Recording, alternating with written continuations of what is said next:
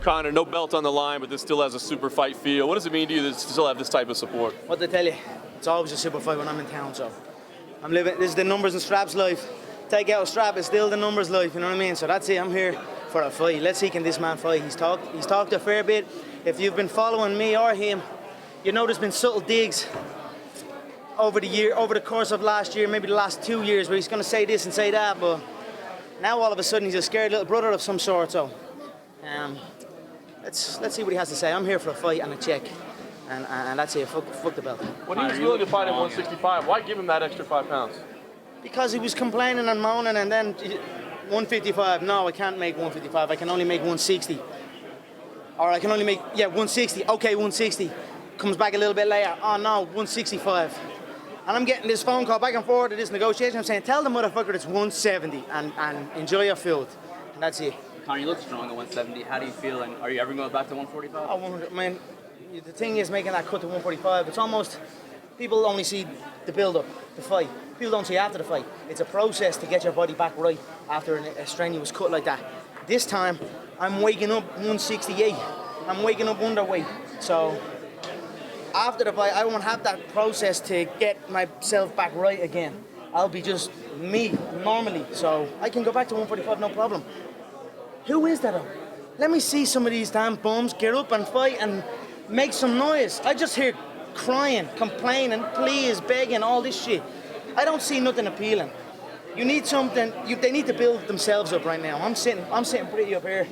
They need to fight and make something, make some noise, make me stand up and say, okay, I'll take him in. That's what I need to see, because right now I see nothing. I see a bunch of complainers, whiners. I'm not fighting him, I'm waiting, I'm sitting out and doing this. When have I ever waited? I've never waited once. Even now, title shot's gone, did I wait? No. I had the title shot after Portier, did I wait? No, I took the Seaver fight. That's what champions do, that's what generates interest. I'm a hungry motherfucker that does not care who was in his way, you know. I just see a lot of crying, complaining babies right now in the game, so I'll take Nate out, I'll sit and I'll wait and see who pops out. Right now, a lot of bitches. I think people will be calling for you to have a welterweight title fight if you win this. Yeah, that's there. I mean, why not? That's probably leading option. I mean, the Sanyos is an absolute bomb, I swear to God. I mean, and he's still complaining. How can you pull out a fight with a bruised foot and still talking all this shit, and his team is talking all this shit? Man up and fight. Come on, do you know what I mean? So I don't know what to say to this guy. Is there any disappointment on your end that you don't get to chase history this Saturday? I'm not. Look at this. This is always history. Every damn time the gates keep rising, the pay-per-views keep rising, the attendance keep, you know what I mean? Everything just keeps on rising. So it's always history making here when I step inside that octagon. So whether there's another belt, really there is. I have 2 belts at home. I have the interim, I have the unified, and I have the 2 other world titles, the lightweight and featherweight that I won in the previous organization. So there's belts everywhere on me. So I'll continue showing up. Like I said, I'm seriously considering making my own damn belt. If you're going to happen, people, and then I'll make my own belt, and then I'll decide what weight the fight is at. Why not? Why not? Because who cares about the belts? It's the money fight. You know what I mean? This is the money fight that everyone wants. They should be chasing for it, trying to knock everyone out of their way to get to it. Not crying and complaining and saying, I'm gonna wait until Uncle Dana picks up the phone call. And, please, you know what I mean? All that shit. Conor, a lot of people said that Robbie Lawler is a different animal. He's obviously a big guy. What do you think about Robbie Lawler? I like Robbie. I won't say a bad word about Robbie. He fights with his heart. He's been around the game so long. But if we fought, I would beat Robbie. I'm too fast for him.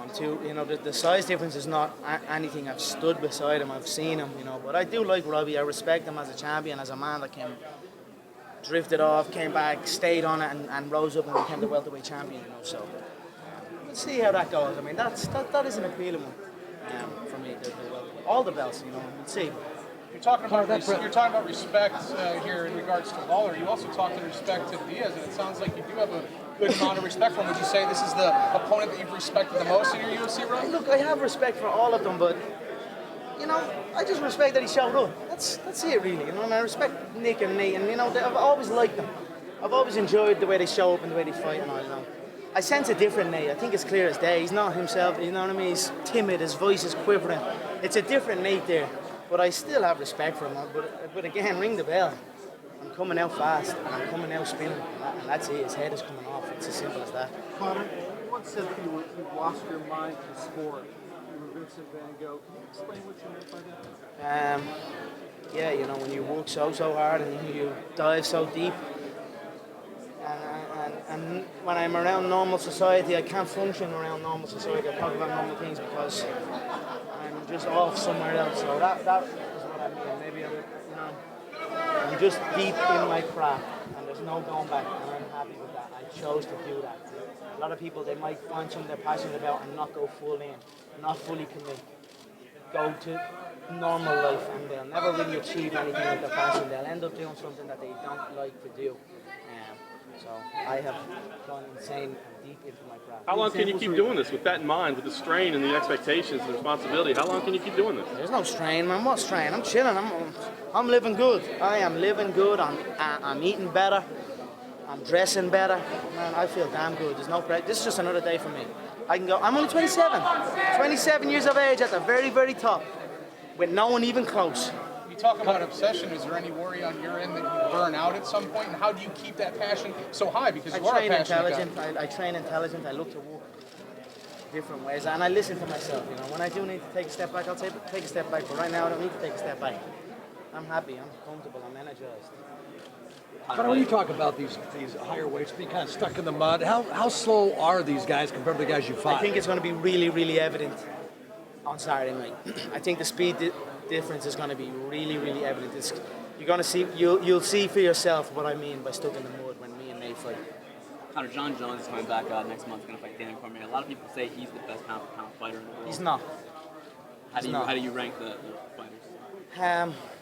I'm number 1, 2, 3, 4, 5, 6, 7, 8, 9, and maybe John and Mighty Mouse is 10. That's where I feel. Last week's press conference was interesting. It seemed like you said everything. Was he intimidated? You got that feeling? It seemed like he didn't say anything. Had this little, you've been covering the game a long time. He's had this swagger about him. He's going to do this, going to do that.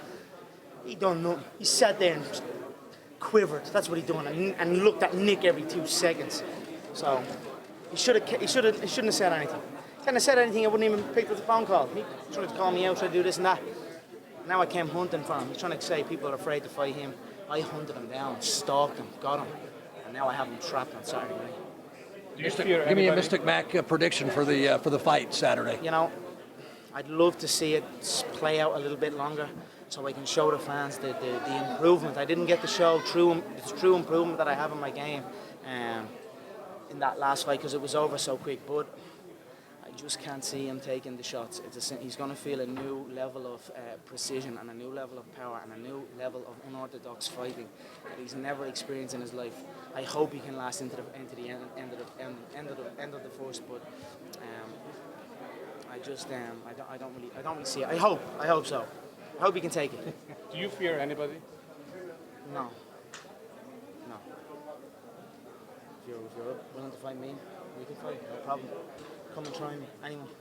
What's the businessman Conor McGregor like now?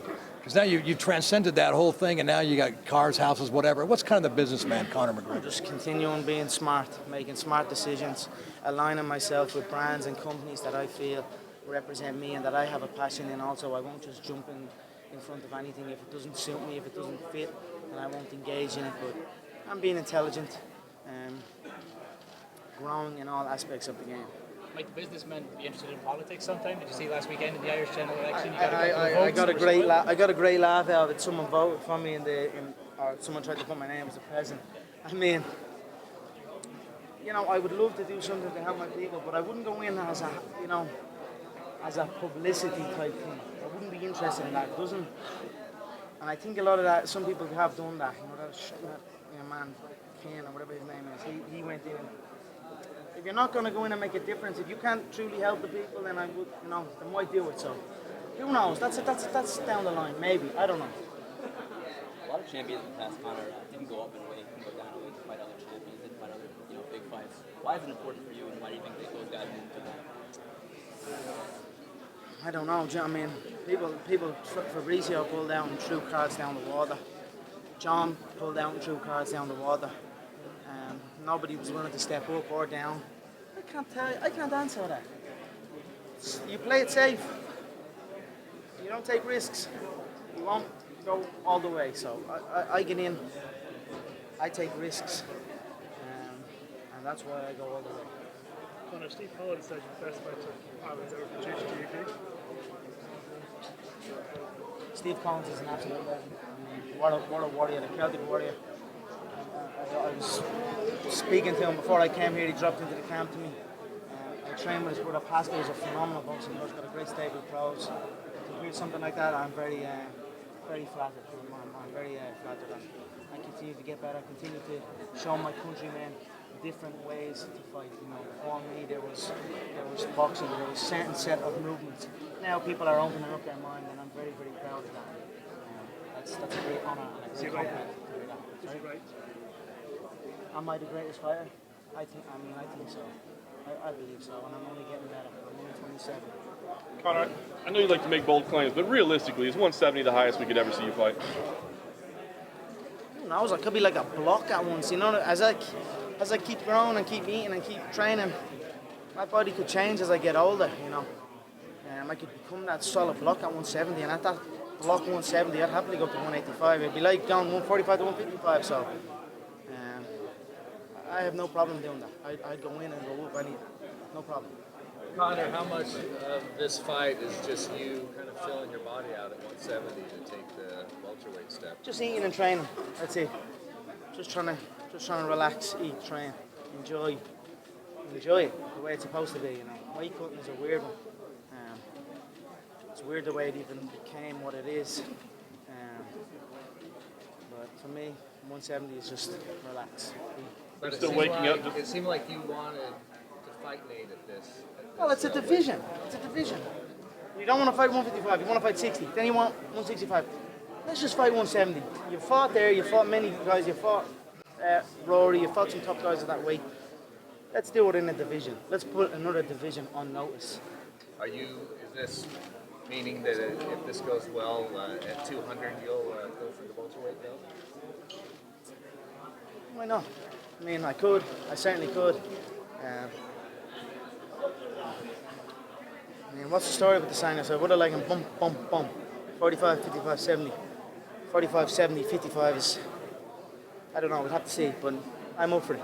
I'll make that decision after the fight. Conor, the gang signs with the left hand, the animal balloons with the right. Did you just make that up off the cuff? That was brilliant. No, I mean, he has this kind of demeanour about him, and then he ain't what he portrays, so that's what I was getting at that. Conor, what is your interest in Hollywood? I know you said that's kind of secondary. People said it was a distraction for somebody like Ronda. Is that really secondary to you? Is the fight game always going to be most important?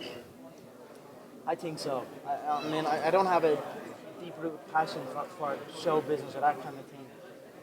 But as something else dies down, as one thing dies down, another thing rises. Who knows?